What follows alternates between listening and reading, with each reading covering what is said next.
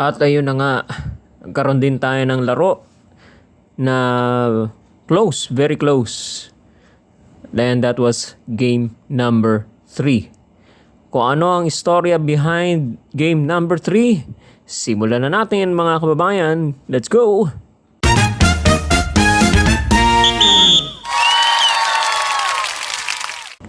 Magandang araw mga katokers, mga katokis, mga katoshis. Welcome na naman po sa ating panibagong vlog dito sa Toki Toshi Sports. At yan na nga, natapos na po ang ating game number 3 sa pagitan ng TNT, Tropang 5G at San Miguel Beermen. Lamang na po sa serye ang San Miguel Beermen. Bakit? Dahil nanalo po sila over the TNT Tropang 5G 95-89. SMB leads the series 2-1. Ang ating best player of the game, CJ Perez with 20 points, 5 rebounds, 4 assists. At yan 20 points na yan, paano nabuo yan? Paano nabuo yan? First quarter, okay. Maganda scoring. Second and third, hindi yata siya umiscore, ano? Nung fourth quarter na lang, nag-16 points.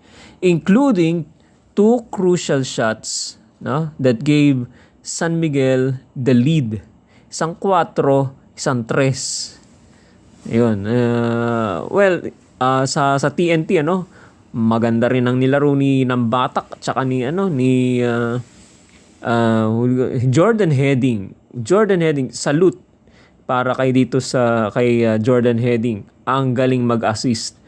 He came up with 11 assists. Okay? Galing, ano? Right. So, tsaka maganda rin magpasa si Heading. Magandang maghanap ng teammate na libre. Tingnan niyo yung ginawa niya, yung play nila ni Galinato. Dinakdakan. Ginawang poster boy si Junmar Fajardo. Okay? Pero CJ Perez came up with the clutch shots. 2 clutch shots. 1-4, isang 3. Okay? Congratulations din kay Don Troliano, no? Maganda rin ang inilaro niya. Okay? Pero si CJ Perez came in to the picture taking the most important shots. Kaya siya po ang ating best player of the game. Tingnan lang natin itong mga stats, mga numero. Pakita natin. Okay, palakihin natin. Okay, tatlo. Yan, okay. So, blue ang TNT, red ang San Miguel. Okay, 95-89. Field goal percentage overall, nanaigang TNT dyan, ano? Pero pagdating sa 4 at saka sa 3, no? Mas umangat ang San Miguel Beermen, lalo na dito sa 3-point shots, ano?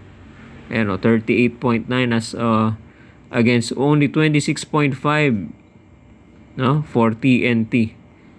Okay, fouls, free throw, shooting, okay, 72.2 for San Miguel, 55.6 para dito sa TNT. Etong rebounds, patuloy nilang dinomina for the second time, no, ng San Miguel Beermen ng rebounds, which is their specialty kasi number 1 rebounding team sila, no?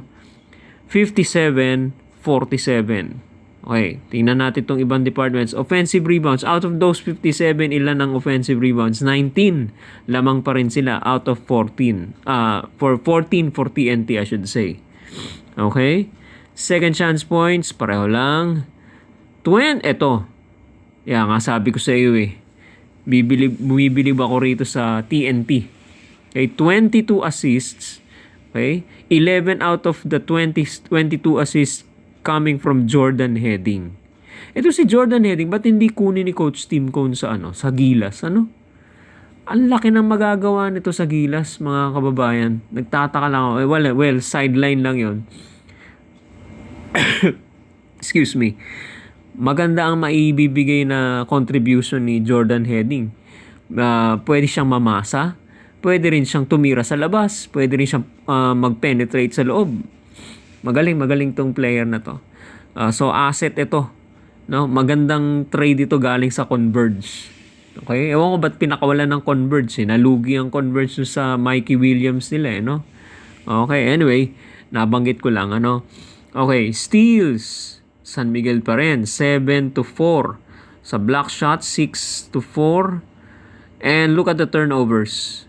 Well, pantay lang halos, 1 point lang. Okay? So, nag-cancel out sila dyan. Pero doon sa turnovers ng TNT, 17 points ang na-convert ng San Miguel Beermen.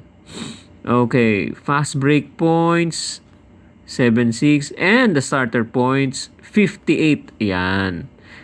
55. So, plus 3 ang San Miguel. Tingnan natin yung bench points. 37-34. Close din, ano? Talagang close game talaga ito, no?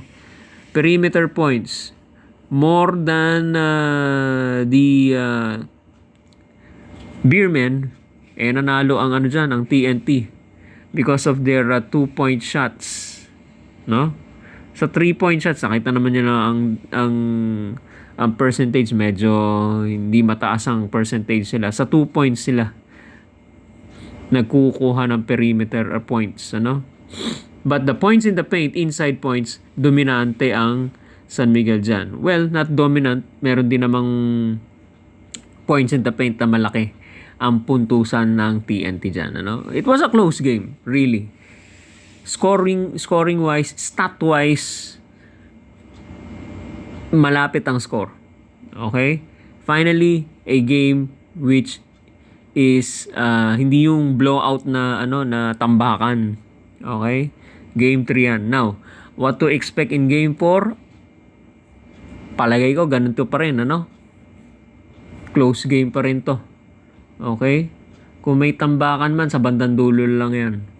Okay? Alright, sige. So hanggang dito na lang po muna mga kababayan ang ating reaction vlog tungkol sa game 3 na ito, no? And also some kind of an analysis dito sa mga numerong nakikita nyo ngayon, ano?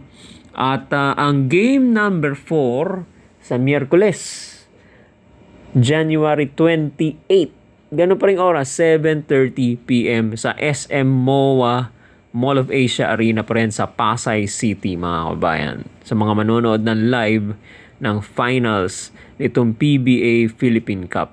Patuloy nyo pong suportahan ng ating YouTube channel, mga kabayan, Talking Toshi Sports. Mga bagong pasok, pwede po kayong mag-subscribe. Huwag ho kayong mahihiyang mag-subscribe. Napakadali lang po mag-subscribe. Just hit the subscribe button below that video. Subscribe na po kayo, mga kabayan. Hanggang dito na naman po at magandang araw po sa inyo lahat. Maraming salamat po. Bye-bye.